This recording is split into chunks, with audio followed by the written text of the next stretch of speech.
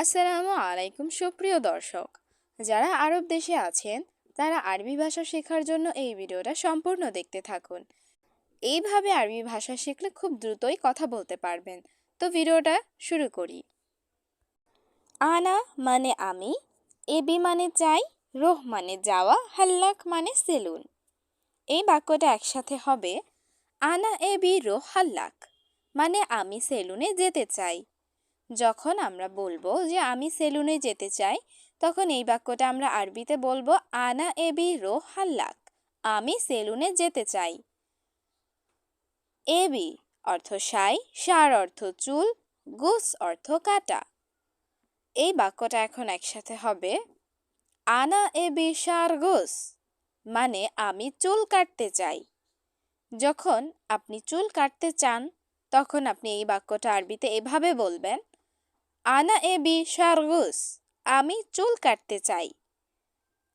আতিনি অর্থ আমাকে দিন, খামসা কিলো অর্থ 5 কেজি, বাসাল অর্থ পেঁয়াজ। এই বাক্যটা এখন একসাথে হবে আতিনি খামসা কিলো বাসাল, আমাকে 5 কেজি পেঁয়াজ দিন। যখন আপনি এই বাক্যটা বলবেন আমাকে 5 কেজি পেঁয়াজ দিন, এই বাক্যটা আরবিতে হবে আতিনি খামসা কিলো বাসাল। ইনতা অর্থ তুমি, ইস্তেরি অর্থ কিনবে, মালাবিস অর্থ কাপড়। এই বাক্যটা একসাথে হবে ইনদা ইস্তেরি মালাবিস, মানে তুমি কি কাপড় কিনবা। যখন আমরা বলবো কাউকে যে তুমি কি কাপড় কিনবা বা তুমি কাপড় কিনবা, এই বাক্যটা তখন আরবিতে এভাবে হবে যে ইনতা ইস্তেরি মালাবিস, তুমি কি কাপড় কিনবা। হাদা অর্থ এই, আতর অর্থ আতর, রেহা অর্থ গন্ধ, মুজেন অর্থ ভালো না। এই বাক্যটা এখন একসাথে হবে হাদা আতর রেহা মুজেন, অর্থ এই আতরের গন্ধ ভালো না। যখন কোনো কিছুর গন্ধ ভালো না লাগে বা কোনো কিছু পছন্দ না হয়, তখন এই বাক্যটা আমরা আরবিতে এভাবে বলতে পারি যে হাদা আতর রেহা মুজেন, এই আতরের গন্ধ ভালো না। ওয়েন অর্থ কোথায়, মিফতা অর্থ সুইচ, মুকাইফ অর্থ এসি। এখন এই বাক্যটা একসাথে হবে ওয়েন মিফতা মুকাইফ, মানে এসির সুইচ কোথায়। ওয়েন মিফতা মুকাইফ, এসির সুইচ কোথায়। যখন কাউকে বলবো যে এসির সুইচ কোথায়, এই বাক্যটা তখন আরবিতে এভাবে বলবো যে ওয়েন মিফতা মুকাইফ, এসির সুইচ কোথায়। আলিয়ম মানে আজ, হুয়া মানে সে, মা ইজি মানে আসবে না। এখন এই বাক্যটা একসাথে বলতে পারি আলিয়ম হুয়া মা ইজি, আজ সে আসবে না। আলিয়ম হুয়া মা ইজি, আজ সে আসবে না। যখন আমরা কাউকে বলবো যে সে আজ আসবে না, তখন এই বাক্যটা আমরা আরবিতে এভাবে বলতে পারি আলিয়ম হুয়া মা ইজি, আজ সে আসবে না। হাদা মানে এই, নফর মানে লোক, মিন মানে কে। এখন এই বাক্যটা একসাথে কি হবে হাদা নফর মিন, মানে এই লোকটা কে। হাদা নফর মিন, এই লোকটা কে।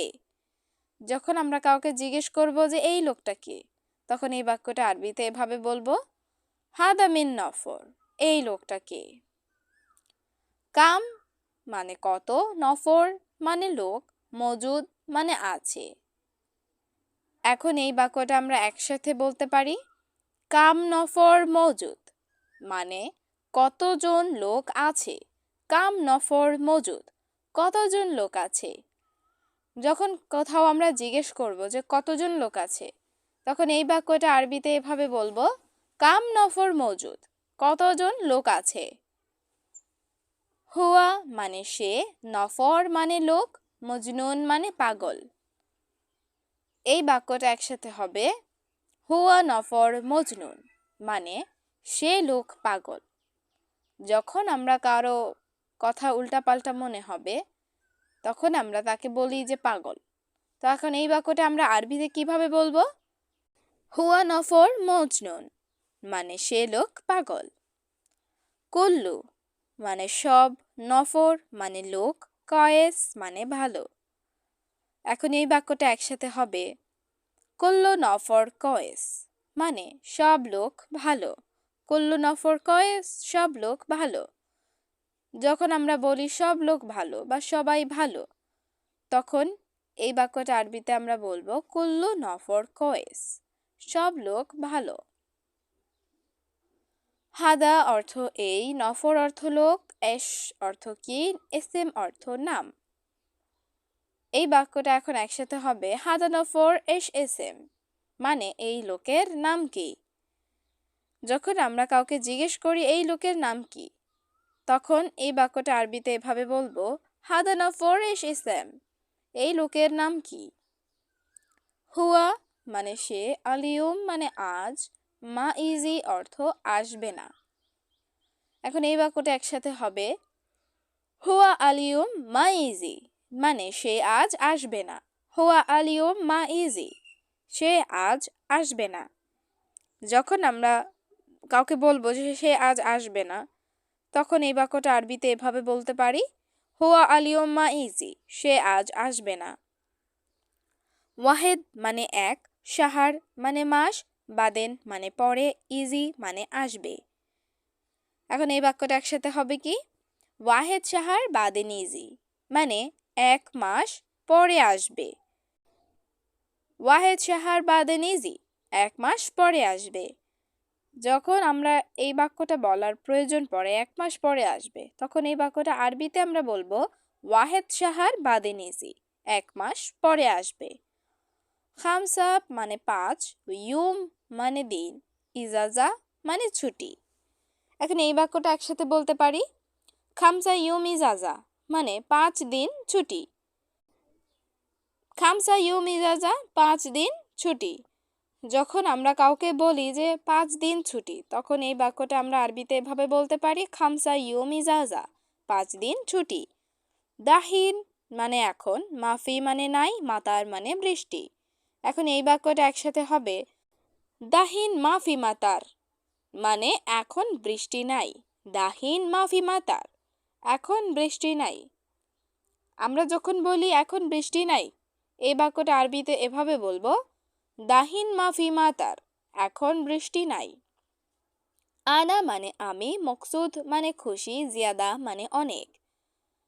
এখন এই বাক্যটা একসাথে হবে আনা মকসুদ জিয়াদা, মানে আমি অনেক খুশি। যখন আমরা বলি আমি অনেক খুশি, তখন এই বাক্যটা আমরা আরবিতে এভাবে বলবো আনা মকসুদ জিয়াদা, আমি অনেক খুশি। ওয়াহেদ মানে এক, মাররা মানে বার, আক্কেল মানে খাওয়া। এখন এই বাক্যটা একসাথে কি হবে ওয়াহেদ মাররা আক্কেল, মানে একবার খাও। ওয়াহেদ মাররা আক্কেল, একবার খাও। যখন আমরা কাউকে বলবো যে একবার খাও, তখন এই বাক্যটা আরবিতে এভাবে বলবো ওয়াহেদ মাররা আক্কেল, একবার খাও। গালব মানে মন, মাফি কয়েস মানে ভালো না। এখন এই বাক্যটা একসাথে হবে গালব মাফি কয়েস, মানে মন ভালো না। গালব মাফি কয়েস, মানে মন ভালো না।